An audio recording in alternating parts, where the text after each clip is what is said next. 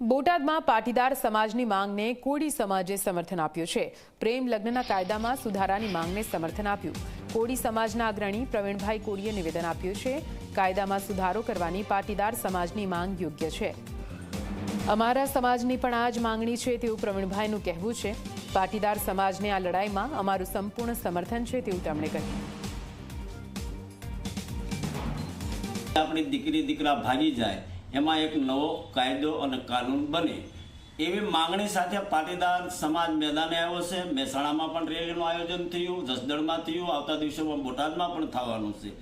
તો હું સોશિયલ મીડિયાના દ્વારા પાટીદાર સમાજના જે આગેવાનો છે એને કહેવા માગું છું કે આ બાબતમાં કોળી સમાજ પૂરેપૂરો તમારી સાથે છે। તમારી સાથે ખંભેથી ખંભો મિલાવી અને આ લડાઈમાં અમે તમારી સાથે ઊભા રહીશું। કોળી સમાજની પણ આ માંગ છે, જે પાટીદાર સમાજ માગી રહ્યો છે એ અમારી પણ માંગ છે।